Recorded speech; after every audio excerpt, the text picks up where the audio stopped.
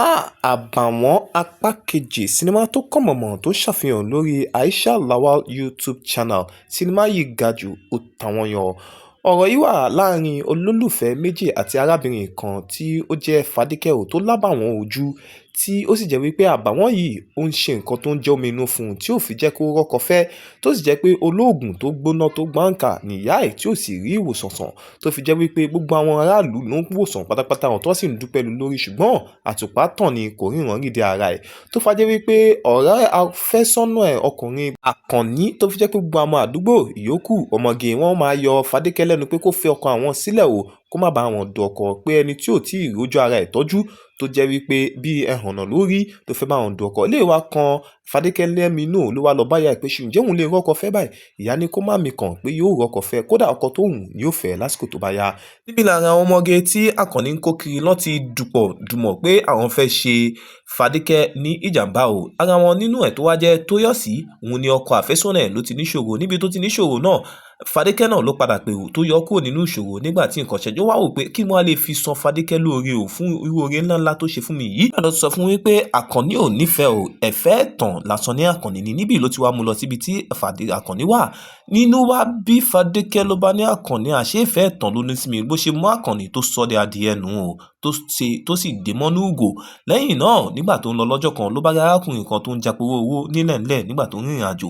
Fadike bá dúró ohun arákùnrin yìí náà lọ́wọ́, ó sì pèrò, ó pẹ̀tọ̀, ó fi sí gbogbo ẹ̀, tó sì jẹ́ wípé ó mú tó wá mú lọ sí, ó wá béèrè lọ́wọ́ arákùnrin náà pé bùnúnú láàrè lòun o, ó wá mú lọ sílé. Nígbà tó délé ní àní bó ṣe mú àrè wá, ó ṣáà ti tọ́jú ẹ̀jẹ̀ ó mọ́ ọ lọ. Ó ní ìyá ẹ jẹ́ mú wá. Nígbà tó dé, ìyá bá ní òun ò fẹ́ ráàrè mọ́, kó kúrò nínú ìlú àwọn, kó kúrò nínú ilé. Láìmọ̀ ìmọ̀yé gbogbo ìfẹ́ ìjìnlẹ̀ bá ṣẹlẹ̀ láàárín Fadike àti ààrẹ o. Níbẹ̀ ni Phoenix ti wà tí wọ́n sì ti ń fẹ́ràn ara wọn, tó ti ń nífẹ̀ẹ́ ara wọn. Pé ìgbẹ́yìn ọjọ́ kan wá wà o, àṣé àìsàn kan wà tó jẹ́ ògóòrò tó ń da ààrẹ láàmú.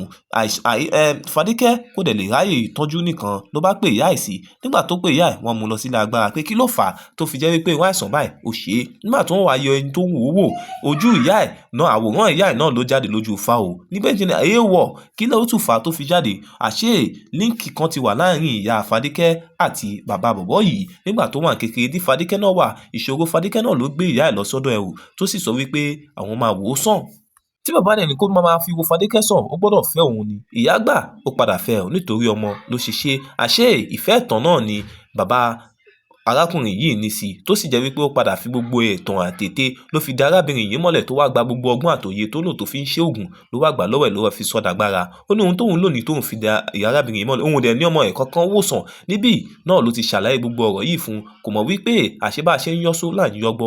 Ìyá Fadike wà lẹ́yìn kùlé tó ti gbogbo ọ̀rọ̀ yìí ló bá ní kí lòun wá dúró ṣàṣẹ tán ni bàbá yìí ń tàn mí. Ló bá jẹ́ láàrin òru kan òun ló bá mú ọmọ ẹ̀ kan ṣoṣo ló ní òun kúrò nílé yìí o. Bó ṣe gé ègún fún bàbá arákùnrin yìí rè tó ní àtòun àtọmọ ẹ̀ tọmọtọmọ àìsàn ó máa bá wọn jà ní. Níyì náà ni Aisha Lawal ti wá ní Fadike ní ìyá ẹ̀ bá ti máa ṣe bó ní òun náà mọ ìfẹ́ ẹ̀tàn tó ní sí náà nù.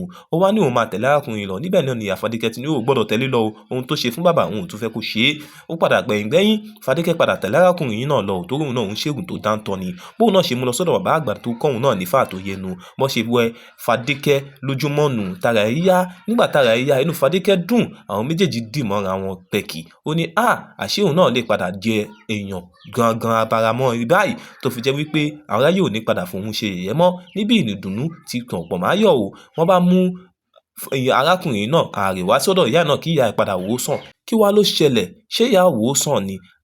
Fadike ṣó padà fẹ́ ni? Ṣé ìfẹ́ ẹ̀tàn ni àbí ìfẹ́ tòótọ́? Gbogbo eléyìí yóò máa bọ̀ lápá kejì Àbàwọ́n tí